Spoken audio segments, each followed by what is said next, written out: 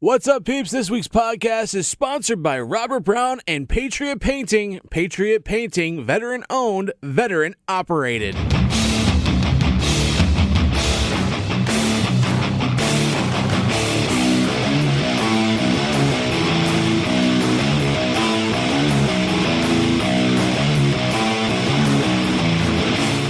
What is happening, my people? It is I, the Boozer, and you have dialed into the latest episode of Chillin with Booze. And always, I appreciate you listening in. I am Pat Booze. I'm a comic book fan. I'm a disc golf player. I'm a poker player. But most importantly, I'm a podcaster and an on-air personality. If you're just listening in for the first time, you are ready to get educated. This podcast is a rarity. It shows the other stories, the ones you don't always get to hear, the stories of the people that don't always get to share what they want. It's an in-depth look into the hearts and minds and souls of anyone with a story, but here's the thing. Everyone has a story.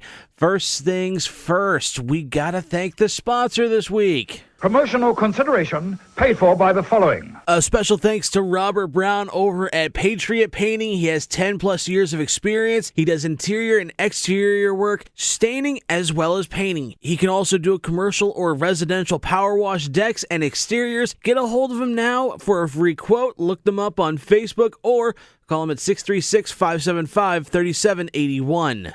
Okay, it's time to bring back Michelle. If you listened to last week's podcast with Chelsea, well, we had her wifey, Michelle, come on and tell some knowledge about her being HIV, basically dropping something pretty huge. So we decided to have her come back and tell about her experience being infected with HIV for almost 4 years now. Michelle gets into her about her life since her diagnosis and how she still remains pretty positive about life and how she really is able to still live her life even with being HIV positive. So sit back and listen to me and Michelle, and we do joke around a lot, and I'm trying to get educated myself. So there is a few spots where I do ask a couple of dumb questions, but in all seriousness, I'm educating myself and trying to educate everybody else at the same time. So this is a pretty serious pod. So give it a listen and try to have an open mind as well.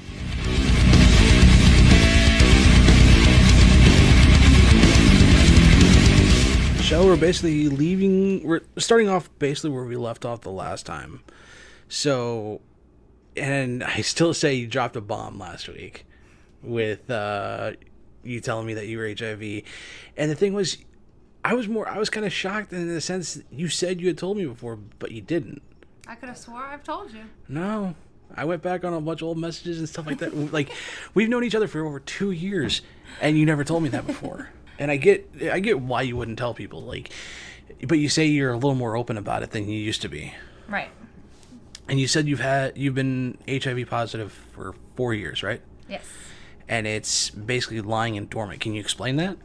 Well, when I started off, or when I first found out I had HIV, I had donated blood to the Red Cross, and they had called me and informed me that I, tested positive for HIV. So I started seeing a infectious disease doctor, and my immune system, which is your CD4 count, was at 633. A normal CD4 count is between 750 and 1,000. So mine was on the low side. It had started to take over. So he started me on medicine, which was 3 pills a day, 2 in the morning and 1 at night. And I would have to get blood done every 3 months so that he could check my immune system and my CD4 count and see where the viral load was, which is the HIV cells. As that progressed, he switched me to a medicine which is called Triumic. It's a 1 pill a day. And when I got switched on that, my CD4 count was at 950. And my viral load was what is called undetectable, which means that there are less than 20 cell counts per blood cell.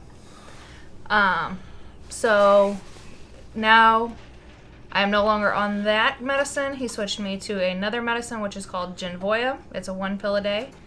My immune system, the last time I had it done, was at 2,050, which is really high up there. So my viral load is still undetectable. And the reason I got switched to Genvoya is because Triomic is not safe for pregnancies, whereas Genvoya is safe for pregnancies, and we are going to try and get pregnant in March. It is March. Shut up. You say you're you're going to try to get pregnant this month because it is March the 1st. So at the time of this recording, it is March the 1st. Not trying to get this podcast outdated at all. But you say you're trying to get pregnant. Would the HIV be transferable to the child, or... No, because with me being undetectable and being on medication, the medication would keep it from transferring to the baby. You just can't breastfeed like you would, a normal baby. You have to strictly bottle feed. I'm not trying to sound ignorant when I ask that question. That's just me asking a question, like, not knowing, Right. So I'm just throwing that out there. The uneducated trying to get educated, basically. Like, I know everybody's fear and stuff like that of people with HIV. I know you can't transfer, it can only be done by... HIV can only be transferred by blood, sexual intercourse, and I think that's it, right? That is it. Yeah, so it's just those two. So I'm starting to sound stupid. I know. I realize that. No, you're not. It's cool. But say this is trying to educate anybody else that's trying to listens and doesn't fully know about HIV, and they still believe in the stigma from pretty much the 1980s. How is it? I'm assuming you've done your research on things. Of course. So, has this stigma on things gotten better, basically, between the 80s and now? Yes.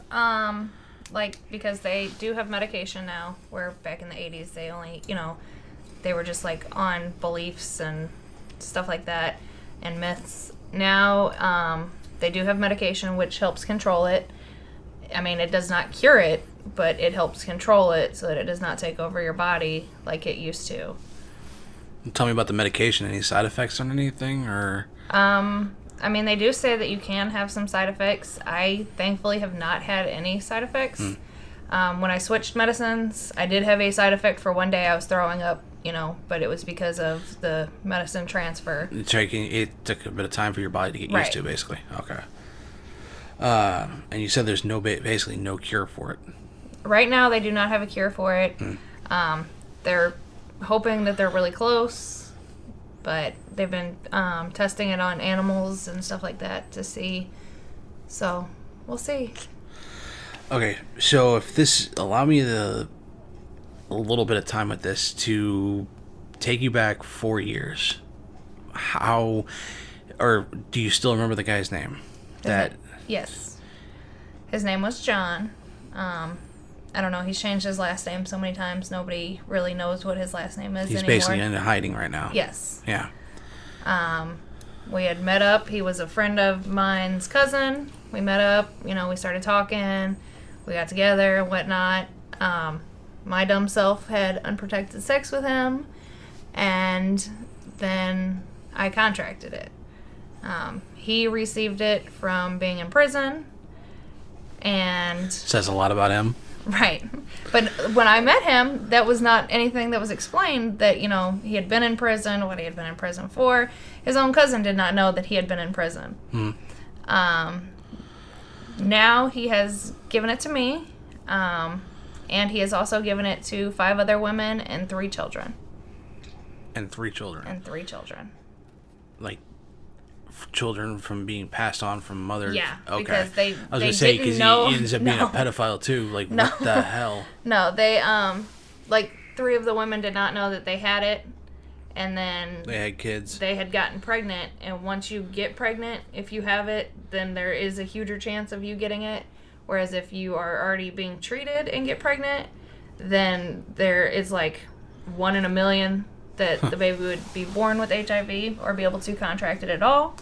But once you are already pregnant, then it's harder to, there's no way to keep the baby from getting it. So the baby would have to be on medicine as soon as it's born. See, I didn't know that with the medication part of it. That's interesting. To be able to, they've been able to prevent it from at least being able to be transferred from mother to child. Right.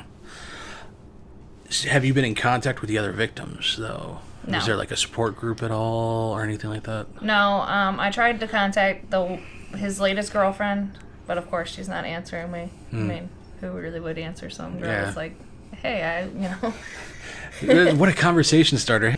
You slept with John too, right? Oh, yeah, I got HIV, so do you. So, what a conversation starter, seriously. Right.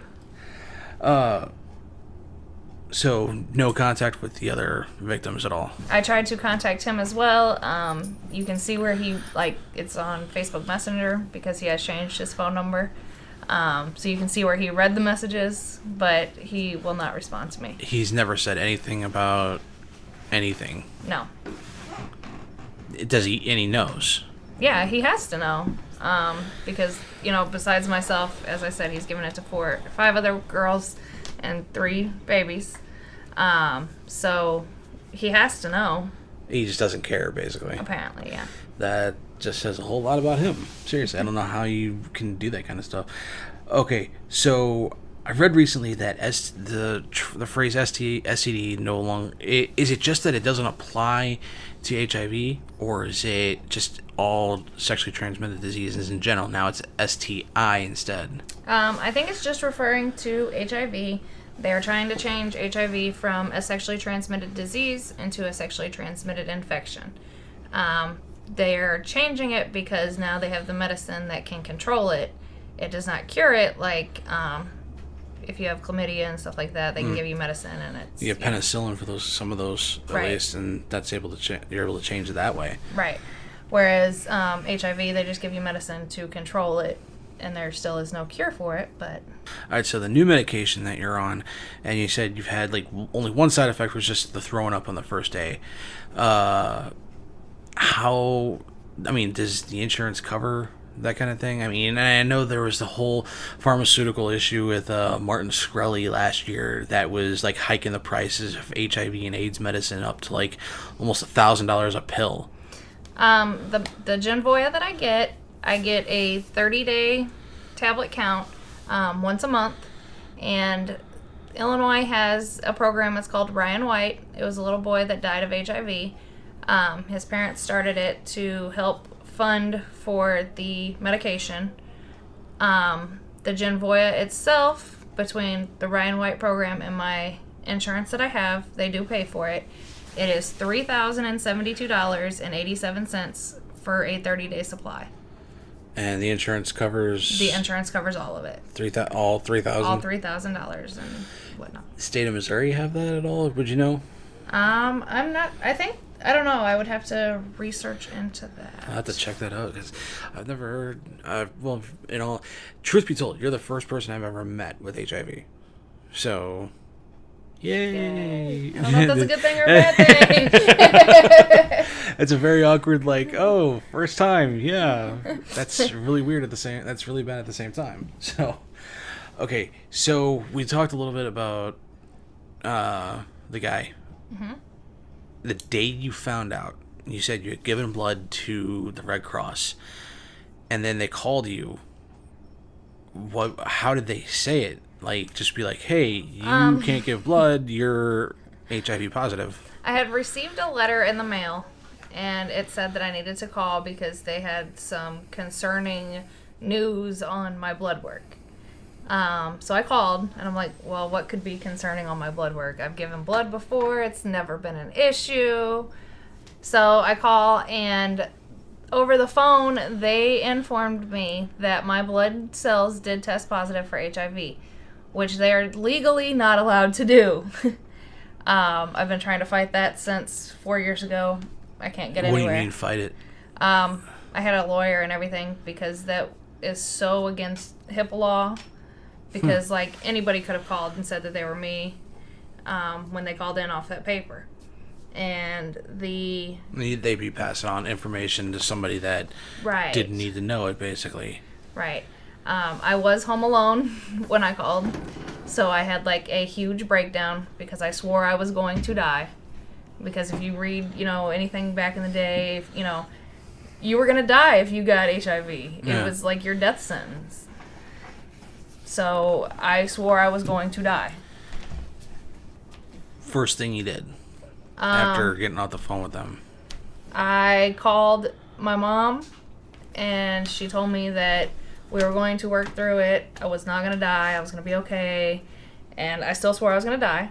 So then I called my best friend at the time, and she came over here and hung out with me. I smoked a whole carton of cigarettes that day because I was so afraid that I was going to die. Not necessarily the best thing in the world to do, but... Hey, it's I mean, a stress reliever. I can understand it. I can understand that. And then that night, I had to go into work that night. I worked at McDonald's, and I had to go into work, and I worked with Chelsea. And so I confided in Chelsea for a lot of stuff, and so I told her about it, and that's kind of how we started off. How did the job respond? Like, because I know, like, I mean, you can't tell, like, in all honesty, there's always going to be fear of what people don't understand. I think Chelsea said something last week, but the one quote I could always remember when there's something that happens that people don't always understand, it's people always fear what they don't understand and don't know. Right. Legally, you do not have to tell your employers that you have it. All you have to tell is anybody that you are sharing needles with. And like, so you don't even have to tell your hospital or whatnot. All of my hospitals and all of my doctors know. But my general manager at the time, I did tell him because I was really good friends with him. And we sat down with the with the supervisors, and we talked it out, and they were totally cool with it. It was just like, if I got cut, I knew I had to go home. I couldn't stay because, there is that fear that, once you get cut, there's blood, and so there's a chance that it could be transferred. So, I mean, I handled it really well. They handled it professionally. They weren't like, oh, you have HIV, you can't no longer work here, or anything like that. So you say that the McDonald's was cool. They understood, and they didn't, like, freak out on you. Any other jobs since then, or? I worked at Cities Runs after that, but I did not inform them of it because legally I don't have to. I find that interesting. You don't have to inform an employer that you are. No. I mean, granted, I guess it's nobody else's business, but the only time you really have to inform somebody that they are HIV positive in any way or shape or form is like before you're having sexual intercourse or if you're sharing needles. Gotcha. See, I did not know that. I thought it was like any job within like the general public, you had to inform them of like any debilitating disease. I mean, the new law that they have is that the only two. Wait, is that just for the state of Illinois, or is that the state of Missouri too? I think that's everywhere. Huh. It's the part of the HIPAA law. What's the HIPAA law? Where it protects your legal rights as a person. Okay. Again, this is like me not knowing things and getting educated here too. So hopefully anybody listening is getting educated as well. Right. So they made it to where the only two people you have to tell is people that you are romantically involved with, or it could be like a one-night stand type thing, But you have to tell them before you have sexual intercourse, and anybody that you would be sharing needles with. Which I don't think you're the needle sharing type, so we don't have to worry about that. Definitely not. I hate needles. How did you view yourself after you first learned? I mean, as I said, I swore I was going to die. So, like, I lived every day like I was dying. So, massive amounts of cigarettes, basically, or? No, after that first day, I went back to my normal, but there were several days that I wouldn't get out of bed. I didn't care what I looked like because I was dying. Who cares what you look like when you're dying? Yeah. Like, a lot of times I would run around in sweats and a hoodie because I was dying. There was no need to get all dressed up and whatnot, so. How long after you first learned did you finally get past the whole phase? Oh yeah, I'm gonna die, basically. How long did that last? I'm going to say it lasted about 6 months. And then because when I had my first numbers done, as I said, it was at like 600 and something. And then once I started the medication, the second set of blood work that he did showed that my CD4 count was coming up. So with my CD4 count coming up, I, felt like I was not going to die anymore. So now, as I said, it's in the 2000s, so I know I'm not going to die now. And so, I think you already covered this whole part. Like processing your emotions. Like you said, it took like 6 months, right, to be able to get past the whole stigma of, oh, it's a death sentence, basically. But what was after the 6 months up? What was your first thought? I kind of took it as it's almost like getting diagnosed with diabetes now. I have to. I can see that. Yeah. Watch what I do. I'm not really going to go out sleeping with a whole bunch of people because I'm married. But I wasn't married at the time. We were together, but, it was just her and I. And with me being with a woman, I was still afraid that there was a chance that I could give it to her. So before we did anything, it was well after that 6 months of us being together. We were almost together for, I swear, a year. And my doctor informed me that there's only ever been one case ever reported of a woman giving it to another woman. Really? I guess because there's no penetration type deal. How is Chelsea been as far as like being support? Because you said that she was one of the first ones you told. Yeah. She told me, that no matter what, we were going to get through it, whether I was dying, quote unquote, or, or if it was just like diabetes where you have to, control what you do and take your medicine. So she's kind of been like between her and my mom, they've been my backbone of the entire process. Mm. And what about the rest of the family? I know like you said, your mom's been your backbone, so's Chels. What about your brother? All of my brothers know that I have it. They just, they still see me as me. Like, it didn't affect who I was. It doesn't They ready to go find that asshole and try to hunt him down, basically? Yes, they, we looked for quite a while. I searched all the names that we've known him under. And, of course, he's changed his name again, so he can't be found. Has he legally changed his name, or has he changed his name over Facebook? I'm thinking he's legally changed his name. So it's going to be even harder to find him, basically. Yes. That's just great. And if he were to be found, he would be serving a prison sentence because it is illegal to not tell your partners that you have it. And so if you do not tell them and they contract it, then it is a prison sentence because it is considered attempted manslaughter. Yeah, it's basically viewed almost like a dangerous weapon. Right. Pretty much. How has been like society, like anybody outside your family, like some of your friends, exclude Chelsea for a second, but any of your other friends, have you lost friends because of it, or have your friends been like, oh, we're still here for you, it's fine, we're gonna be here no matter what? I don't think I've really lost any friends because of it. I mean, my best friend, she's kind of her own person now. She's with the gentleman that doesn't like her having friends. So we kind of split ways because I don't go out all the time. We used to go out every night, get home at 4 o'clock in the morning, go to work at 6 o'clock. It was that a before, whole... Was that before or after your diagnosis? Both. And then when me and Chelsea got together, then we would still go out sometimes, but I have a child that I have to take care of. So I can't exactly be going out partying all the time. But besides that, my best friend from high school, we're still best friends. She was the matron of honor in our wedding. She comes out here at least once a month. We talk all the time. I think it's actually brought my friends closer to me, per se. At least you get that support system that's there. So right.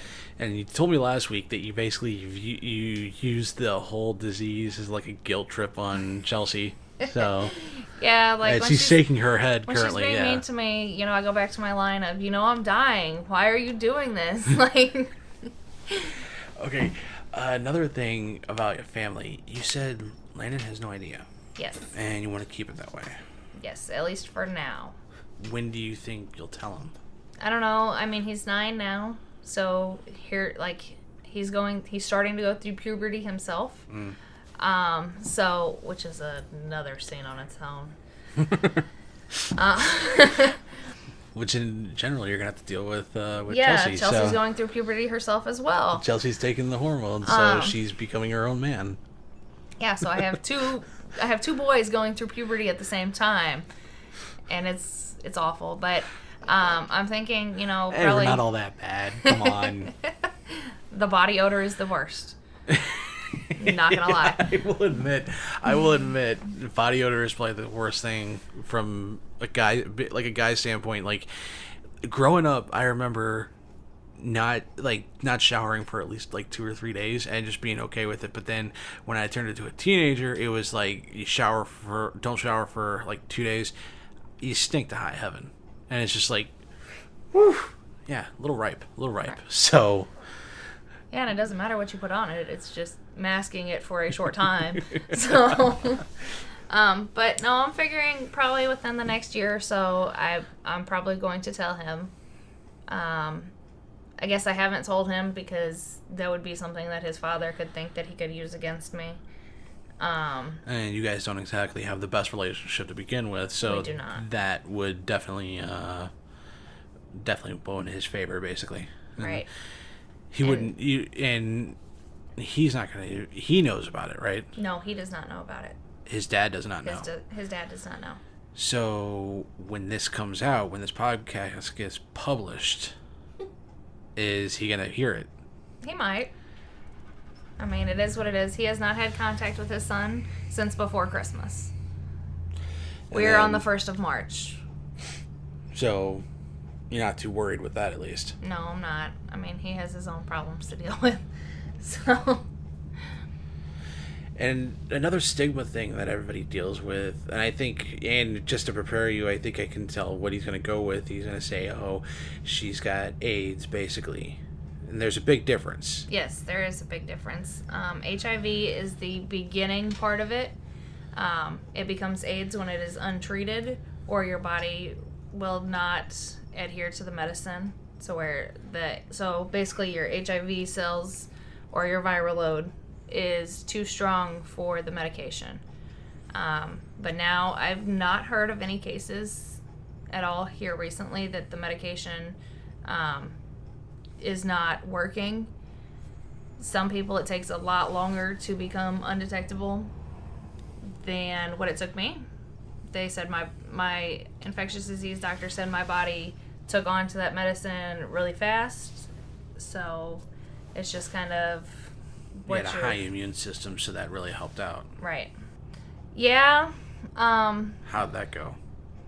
I mean, it's kind of like a hit and miss thing. Some people swear that you can get it by breathing on them, by touching them, by being in the same room with them, using the same toilets as them. Guess what? There's a lot of people in the world that have HIV, and if you go to a public restroom, you probably sat where somebody with HIV I think I've been. seen the numbers, like 15% of the population in the United States is infected with HIV. Yes. And some don't even know it, which is ridiculous, but that's at least tell me a story, someone you've had to deal with that was from somebody, and what was your experience with that? If this is hard to talk about, tell me, and we won't have to talk about that part. No, I mean, it's just, she's gonna hear it and she's gonna kill me. Chelsea's mother Oh. swore that she could get it from being around me, that she was going to get HIV. She swore that I'm really I'm not a big fan of Chelsea's mom. No offense, Chelsea, but your mom really isn't the greatest person in the world. And I'm not here to bash anybody or anything like that, but the first time I met her at your guys' wedding and the reception, she just, I think it was in the first 10 minutes, she got on my nerves. in all honesty. So I didn't like her from then. Chelsea's narcissist. I didn't like her from then on. So she says just being around you, she can get it. Yeah, she was afraid that just being around me, she was going to contract When did it. she first learn about this? Chelsea told her probably about a week after her and I talked about it, because she didn't know how to deal with her emotions. So her mom has a sexually transmitted infection, not HIV. So her mom has an an STI. It's not. It's an STI, not an STD anymore. Yes. So Well, yeah, her mom has an STI. okay. But so Chelsea went to her and, told her about what was going on and whatnot. And her mom told her that wasn't a reason to, disown me and stuff like that, which is very weird coming out of her mouth, seeing as how she acts really weird around me. She still does. She swears that Chelsea's going to get it because we sleep in the same bed. Not because we have sexual intercourse, but because we sleep in the same bed.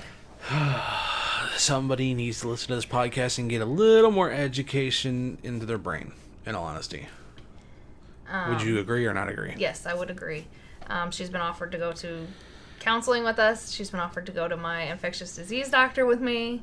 But she still maintains the fact that Yes. she's going to get it just by being near you. Yes. She's And still really where is distant. she getting this information from? I'd really like to know where she's getting this information from. It almost seems like she's the type of person that probably thinks like vaccines cause autism, that kind of stuff. Is she that way, Chelsea? Chelsea's shaking her head. She doesn't know.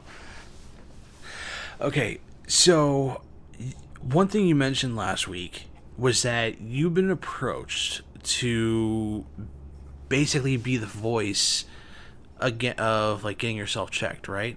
Right. And you've turned that down. Yeah, I've turned it down right now because, as I said, my son does not know. What was the group called again? It's just through here in Illinois, the health department in St. Clair County, the St. Clair County Health Department. They have sent me several letters trying to get me to be an advocate, which is where I would go to schools and do commercials and stuff like that about HIV, how to keep yourself from getting it, that you should be tested for it once you have become sexually active, because there's always that chance that, especially if you're a female, he could say he, has a rubber on, but he may really not. So there's always, a chance that you could still get it. So you should, be checked every so often at a clinic or your doctor's office. And then, once you get it, that you're not going to die. If you do get it, you're not going to die. That they do have medication for it now that helps control it. But as I said, I've turned it down because my son does not know, and it would be my luck that I would end up at his school as an advocate. And then he just happened to look up and say, "Mom, what are you doing here?" right. Okay, this is gonna be awkward. Right. Do you think after you tell him, you'll probably change your mind on it?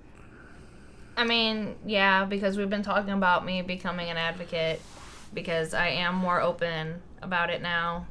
When I first got diagnosed, I didn't want to tell anybody for real. There was only a few people that knew, like family, and then just a couple friends, and that was it. Because, I mean, who would really want to tell somebody, hey, I have HIV? That's a great conversation starter. Right.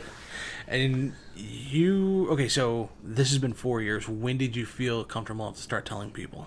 Or not telling people, going out, oh, I have HIV. No, just informing somebody, just as a way to get to know me. Hey, this is what's going on with me. I'm going to say probably halfway mark, probably at 2 years, I started. So right around the time you met me and didn't decide to tell me. I swear I told you. You but didn't. I would have remembered that. I seriously would have remembered that. I started being more okay with it. Last year, I really became okay with it. I don't really know what changed over time. I guess just the numbers that I've been given after my blood work, because it started off being every 3 months, and then now it's every 6 months. So I actually go April 7th for blood work. But, I don't know. I guess just living with it and watching the results happen being on the medication and the sport team that I have has made it to where I'm okay talking about it. And I don't know. Okay, so this one might be a little weird. Has your opinion on men changed at all because of that? Like, I'll admit I'm here, so you can't really hate every guy in general, but was it this? Okay, I'm trying to reword this. Last week you had said that your mom could tell your opinion towards like men had changed after a while, after you had met Chelsea, and then that's when she knew basically you guys were gonna end up together, right? Right. Was this the reason why that your opinion changed and how you acted towards men at all? I don't know. Like, Chelsea is the only female that I've ever been attracted to. I don't know what it was about her, but let's take a look at Chelsea right now. Let's look at Chelsea right now. Just stare at her and see if we can figure it out. But I mean, you know, I don't think it's changed my look on men. Him, on the other hand, yes. Oh yeah.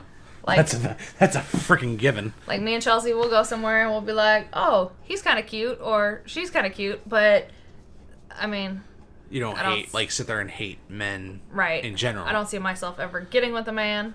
Well, except for this one over here.